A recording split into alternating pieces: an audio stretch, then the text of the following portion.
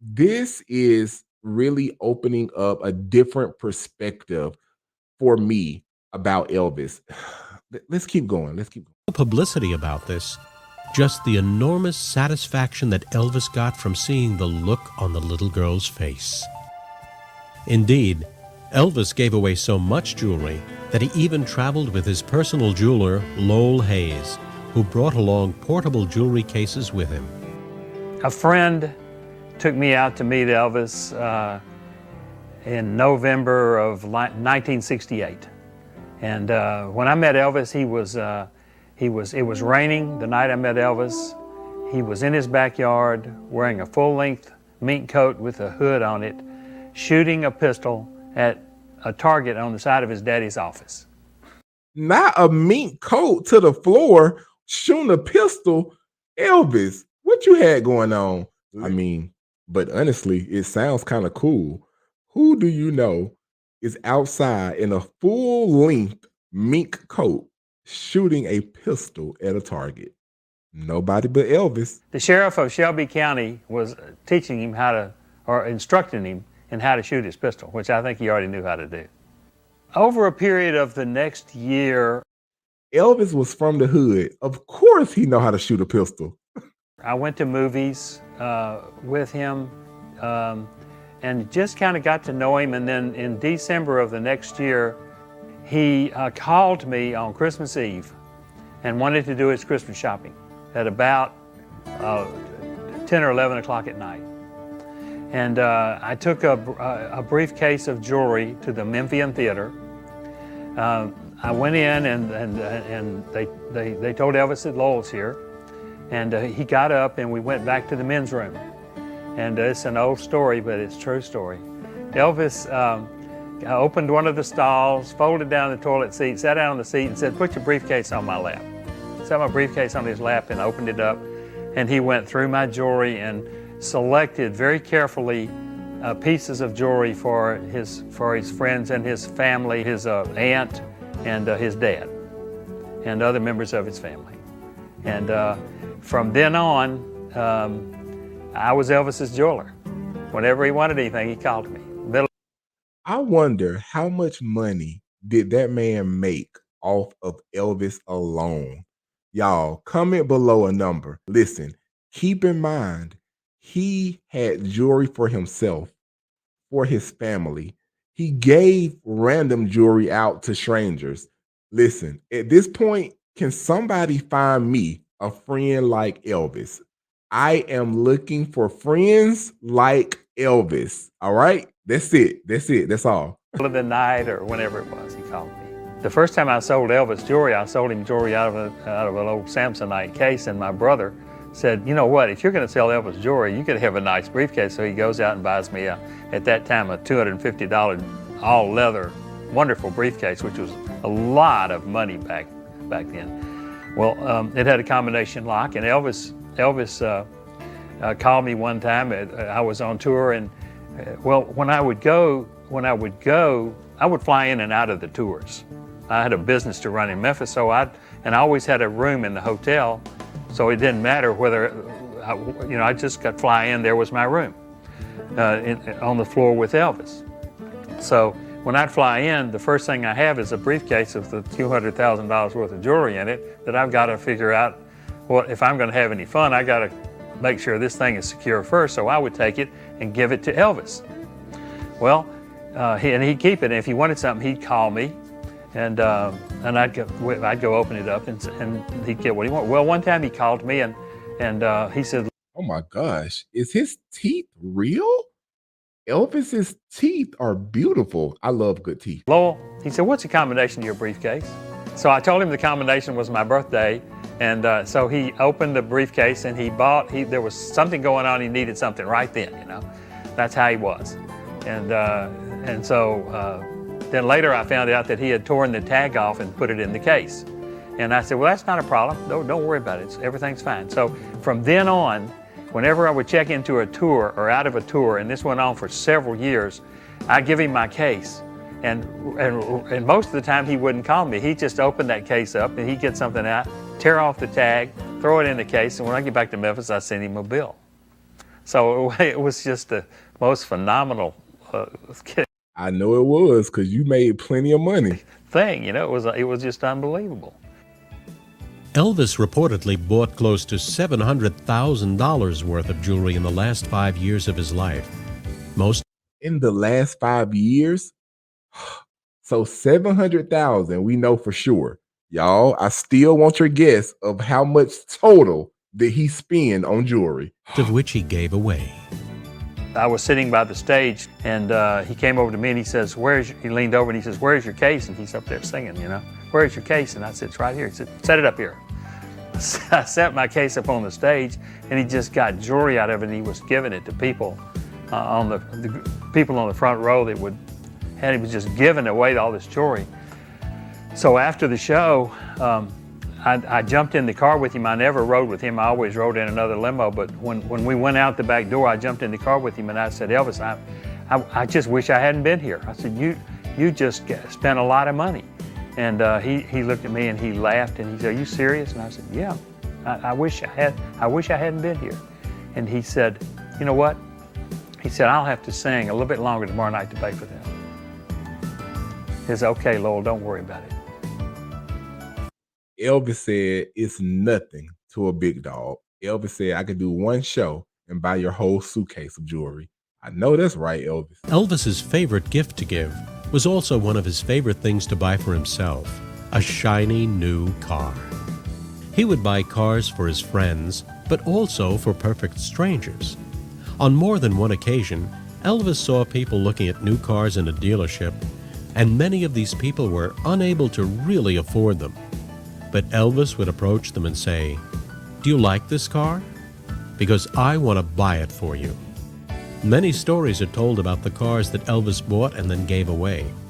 Almost every one of his friends, and many times their wives, received numerous cars from Elvis as surprise gifts. His favorite car was, of course, a Cadillac. He said that when he was a teenager, and he would sit on the curb by his house on the corner, him and his buddy, they were like 12 years old, 13 years old, and all these cars are coming by, and he said, "Oh man, look at that big Lincoln. Man, look at that Cadillac." They watch him, and they would dream. Elvis said, "Man, I dreamed someday I'd have a Cadillac." And then he said, "You know what would be cool?" He told his cousin. His cousin said, "What, Elvis?" He said, "It'd be cool if a young guy drove a Cadillac." He said, "I noticed mainly older guys drive Cadillacs, and there's a reason behind that," he said. He was pretty observant, like I said. He said that, when you get a job and you start working, you start saving your money. And if you do pretty good, you save enough money, then you can buy a Cadillac. But it's mainly older people have Cadillacs because it takes a while to save that money to buy a Cadillac. So when Elvis got famous, one of the first cars he brought was a Cadillac. And so then when he started sharing the wealth with the guys, he started buying them Cadillacs. Like he'd buy 10 Cadillacs, or he'd buy 10 Lincolns, or he'd buy 10 Mercedes, or whatever. But the point... All right. At this point, I'm getting like Vernon, Elvis's dad. Listen, Elvis, we got to keep something in the bank. I get it that you want to give because you're being given to and you're being blessed. But at this point, at the beginning of this documentary, I told Vernon, listen, this is not your money. This is Elvis's money. So don't try to make decisions for him. But as I continue this documentary and I realized just how generous Elvis was, I understand, Vernon. I get it. He thought they probably couldn't have afforded those cars at that age when you're 27, 28 years old, but it's really sharp the fact that you got one, Elvis believed that everyone would love a Cadillac as much as he did. In 1975, on one buying spree in Memphis, Tennessee, Elvis bought and gave away 13 Cadillacs. In his lifetime, Elvis gifted close to 200 Cadillacs to friends, family, and total strangers. I was working at a local Memphis radio station, and I was getting ready to go on the air, and I arrived at the station. I was working like 6 to 10 at night, and I walk in the station, and two of Elvis's guys are there, Jerry Schilling and Richard Davis. And I say, "Hey, what's up, guys?" They said, "Elvis wants to see you." I said, "Man, I'm getting ready to go on the air. I just can't leave. You just can't do that." They said, well, it's pretty important, GK, it's pretty important. They had Elvis's limousine. I said, you got Elvis' limousine? They said, yeah. I said, what's going on? They said, we don't know, but Elvis wants to see you, man, and you know he don't play practical jokes. I said, okay, so I called the program director, and he said, okay, George. He said, tell the guy who's on the air now to just stay there for an hour or so until you can go see what Elvis wants, and then come right on back, and we'll work it out somehow. So you guys, let me know, what do you think about George? Because obviously that was Elvis's best friend. And it seemed to me by watching this that he genuinely loved Elvis. He had his best interest in mind always. I mean, and it seemed like a genuine, authentic friendship. So y'all let me know your thoughts on Elvis's and George relationship. I said, okay. So I jump in the back of the limousine, and they're in the front of the limousine. I'm in the back. They start driving. Well, they don't go to Graceland, Elvis's home. They go to downtown Memphis. I said, you're going the wrong way, guys. I said, they said, we know where Graceland is. They were kidding me. And I said, well, why are you going downtown? And they said, because Elvis is getting himself a new car, and he thought it'd be closer for you to meet him downtown as opposed to driving all the way to Graceland. I said, okay. So we drive up to the Cadillac dealership, and it's about 10 days before Christmas, and it's dark. It's about 7 o'clock at night. And they pull in. I said, man, nobody's here. They said, well, Elvis has got to be here somewhere. I said, well, I don't see anybody. Cadillac dealership looks like it's closed to me.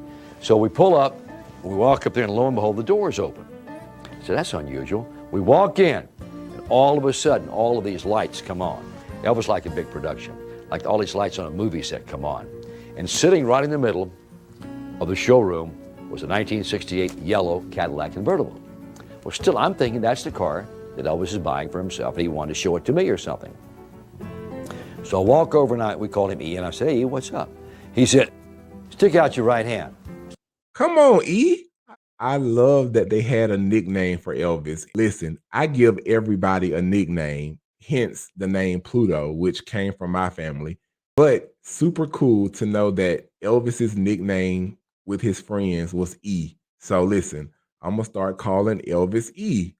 Sounds cool to me. Took out my right hand, and he dropped the keys in there, and he said, Merry Christmas. And he pointed that car. And I said, Elvis, I said, being in radio and television, I should make an Academy Award-winning speech at this moment. But I don't know what to say. Nobody's ever given me anything like this. And he put his arm around me, called me GK, and he said, GK, he says, what is fame and fortune if you can't share it with your friends? Those who were close to Elvis describe him with words such as loyal, giving, sincere, generous, spiritual, appreciative, humble, and loving. Elvis took great pleasure in giving gifts to others and watching the expressions on their faces when they received these gifts. He found out from his road manager and other guys and what this guy liked and what that guy liked. So at Christmas, he tried to buy you something that he knew that you liked. He knew I liked watches. And he gave me 5 watches, and he had them all engraved. And I had them in my safety deposit box. They say things like, to GK from EP, 10 years. He'd been in the business 10 years, in show business. Then one of them says to George from Elvis, and then one says something about rock and roll, but to GK from EP.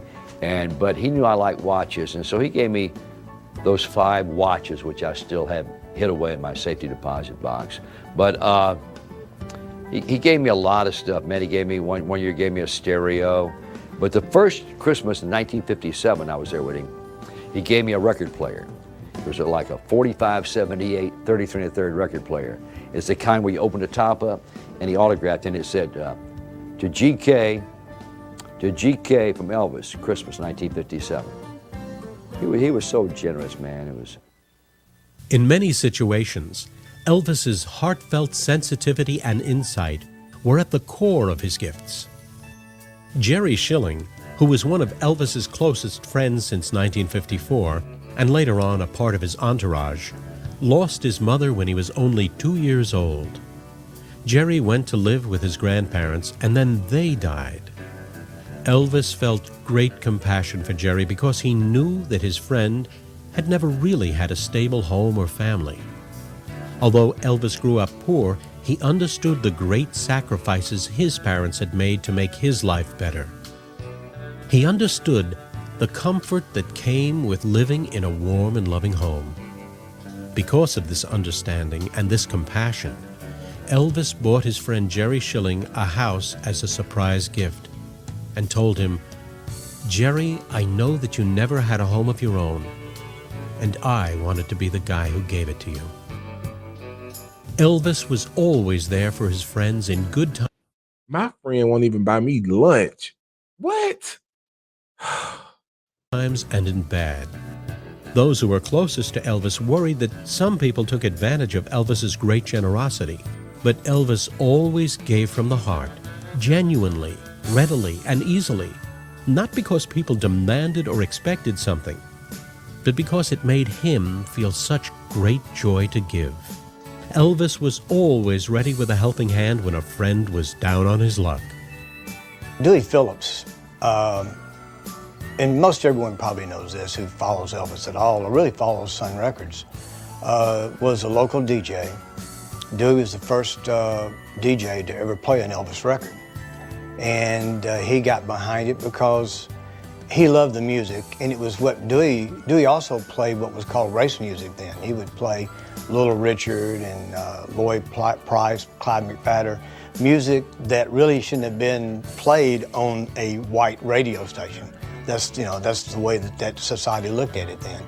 And when he heard Elvis, he thought, this is perfect. This is black music sung by a white guy. I can play this. And he just played it and played it and played it. And he single-handedly, I think, brought attention to the Elvis music. Now, honestly, I don't know how I feel about the R&B being called race music back in that time period. And then I also don't know how I feel about him wanting to play that type of music, but not by a black person. I mean, I get it. It's a part of history and it's real, it's reality. And so it is what it is, but it's a harsh truth. Whew. Dewey was a very popular DJ here. He had a TV show for a while and got in an accident, almost killed him. Messed up his leg very badly. They put him on painkillers, medication in the hospital. Sadly, he became addicted to those painkillers, and in a relatively short period of time went from the top of the world as a DJ and the #1 DJ, probably in the country, as far as being able to break music, to someone who didn't have a job. And he bounced from station to station. My father, Tom, who owned our company, Selecto Hits, back in the early 60s, Dad ran it as a retail store and wholesale. He would actually just give Dewey some money, and Dewey would come in and play records just on our turntable and sell them to people who came in. And then when it was time to leave, he had no place to go. And he would almost always call Elvis. And either Elvis would come over in one of his Cadillacs, or Elvis's dad, Vernon, would come over. Elvis never got out of the Cadillac, but Vernon would come in. And I remember just one time asking Dewey just before he said, "Is Elvis really out there?" And Dewey would look over at Vernon, and Mr. Presley would go, "Yeah, he's out there." But I was too scared to even go ask him, to say hello. I wasn't going to question him and go into his Cadillac or anything like that. And this happened a number of times, that Elvis would send a car over, he would come over, Mr. Presley would come over, and Dewey would get to go over to Graceland and spend a night or two with Graceland, or they'd give him some money, or they would do something for him. Now, that was at a time when Dewey had no impact on Elvis's career. He wasn't really a DJ that anyone listened to anymore, but it was typical of Elvis in that he didn't forget his friends. He didn't forget the people that worked with him, that helped him. And he never forgot Dewey, ever. He always helped Dewey out. He always did things for Dewey. We had a guy in a group named Richard Davis, who was kind of he'd been with Elvis, he'd been in the Memphis Mafia, he'd been Elvis' stand-in in a bunch of his movies, Memphis guy, was a record promoter, and he was down on his luck. And Elvis heard about it, and he sent for him. He said, "Richard, I hear you down on your luck." It was holidays were approaching. He said, "Yeah, Elvis." Elvis gave him a brand new Cadillac convertible and $10,000 cash. So maybe this will help you out. And he said, "Thanks a lot, Elvis." And then You know, some of the guys, Elvis would give things to guys and they had to sell them because a lot of guys couldn't afford a Cadillac. So they wanted to sell it, get a smaller car, pocket the extra money to live on, whatever, until they get on their feet. How you gonna take a gift, sell it, and use the money to buy something else? I mean, you gotta do what you gotta do, but And they say, Elvis, I feel funny about this. You gave me this car, not me, but some of the other guys, and I gotta sell it to get a smaller car. Like I'm gonna drop down from a Cadillac to a Pontiac or a Chevy because, you know, it's more economical and I can use the extra money. But I don't wanna hurt your feelings. Elvis said, look, don't worry about that, man. He said, I'm gonna make you happy twice. And the guy said, what do you mean? He said, well, the first time I gave you the car and you did all right, you were very happy. Yeah, yeah. Now you're gonna sell it, you're gonna be happy again. So I made you happy twice. The guy said, okay. Elvis's great spirit of generosity, giving, and compassion for those less fortunate than him lives on to this day. Many of his over 600 fan clubs devote much of their time and energy to raising money for charitable causes in Elvis's name. Former wife Priscilla Presley and daughter Lisa Marie Presley continue Elvis's philanthropy and honor his memory through the Elvis Presley Foundation. now, why during this entire documentary they told about everything he gave to so many people, they never mentioned what he gave to his wife or his daughter? The foundation supports charities and community programs such as Presley Place, which provides homeless families up to 1 year of rent-free housing, child daycare, career and financial counseling, family management guidance, and other assistance to help people regain their independence and self-esteem. Presley Place is a joint venture between the Elvis Presley Foundation and the Metropolitan Interfaith Association in Memphis, known as MIFA. MIFA serves more than 60,000 people annually with 9 programs that sustain the independence of the frail elderly, stabilize and transform families in crisis, and equip teens for success. In 1983, the Elvis Presley Memorial Trauma Center was established at the Regional Medical Center in Memphis. It has served over 80,000 Level 1 trauma patients from a 6-state area. In 1990, a wall of honor was erected at the Elvis Presley Memorial Trauma Center, and today has over 300 plaques, each inscribed according to the wishes of the donor. Fans from around the world have utilized this wall of honor to memorialize Elvis Presley and continue the charitable work he so passionately believed in. It is impossible to even imagine a performer having a more profound impact on history than did Elvis Presley. When he died in August of 1977, the outpouring of grief throughout the nation, and indeed the world, is virtually impossible to describe in words. When he passed away, he left behind a young daughter, an ex-wife who still loved him, a grief-stricken father who would follow him in death just 2 years later, and millions of heartbroken fans around the world. Elvis Presley was the biggest and brightest star the music world has ever known. Even today, over 3 decades after his death, he is as beloved and as famous as he ever was. Nowhere is this more evident than in Elvis's hometown of Memphis, Tennessee. Hometown? Isn't that Tupelo? I mean, I get that he eventually moved to Memphis, but that's not his hometown, I don't think.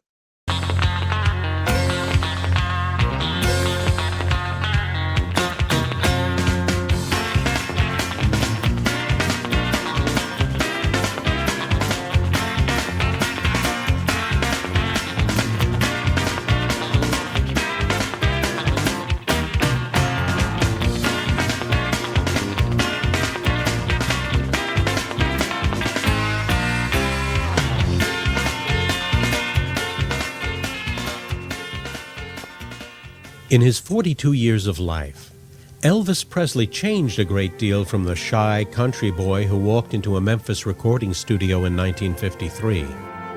But the nation had also changed a great deal because of him. And yet, for all his fame and fortune, at his very core and in his heart, Elvis was always that polite, sincere, humble, warm-hearted, generous country boy who just wanted to sing a song. There are no words that can describe the impact Elvis had and continues to have on popular culture throughout the world. There are no words to fully explain or for one to even comprehend the phenomenal success and riches Elvis attained in his life. But in the end, whether a person has attained great riches and fame or has lived a modest or even poor life, the true measure of a man is his heart. Was he a good person?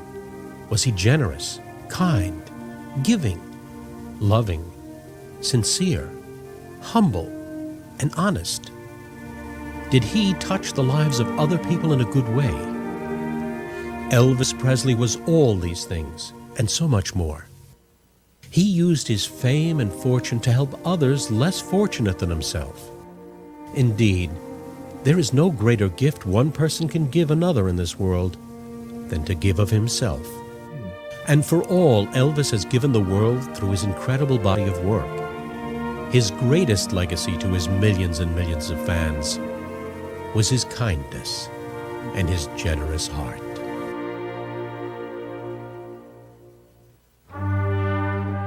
Wow, you guys. And there you have it. That was Elvis, a generous heart. Generous is an understatement. Let's start there. Generous is literally an understatement. This man gave away millions, not only financially, but his time. He went to see sick children in the hospital. He went to see people that could not do for themselves. That was very eye opening to me personally. I can't even imagine. I try to be a good person and I try to give back because I want to be a blessing to others. But I can't even imagine being able to give at that level. That is just crazy to me. I mean, it's so many takeaways from that documentary that I don't even know where to start. We are going to have to carry on this conversation in the comments below because if I was to address everything I wanted to address in that documentary right now, I'll have y'all here for another hour. And listen, I know y'all like me, I hope, but I know y'all don't want to hear me talk for another hour. So, just some key points. Elvis, beyond generous, beyond humble. I love the relationship between Elvis and his parents. Love that he and his mom were super close. I mean, listen, I can go on and on about the dynamic between Vernon, Gladys, and Elvis. Like, I love the family dynamic. And honestly, I think that family dynamic is a huge part of why Elvis was who he was. And so, shout out to Vernon, shout out to Gladys. Now, what I will say, I wish we would have learned a little more about Priscilla and Lisa. Just a little confused that they were able to talk about his parents and his friends and other family members, but they didn't really speak on what Elvis did for his daughter and his wife, which is kind of, peculiar. But I digress. I'm honestly just blown away by Elvis's legacy and what he was able to achieve in 42 years. You guys, like, that is insane. The level of success he obtained from where he came from. And that's another thing, his upbringing. Elvis was able to create the life that he wanted and deserved. And he did not come from much of anything financially. And honestly, what stood out to me is how triumphant Elvis's story was. You guys, this man was able to come from humble beginnings. He was able to follow his dreams and his passion without a lot of resources. But most importantly, Elvis was able to stay true to that little boy that Vernon and Gladys raised. He stayed true to himself. and who he was at the core. And that's why we have this documentary. That's why Elvis' legacy reigns supreme. Because outside of the music, outside of the movies, the entertaining aspect of Elvis, the generous heart was who he was at his core.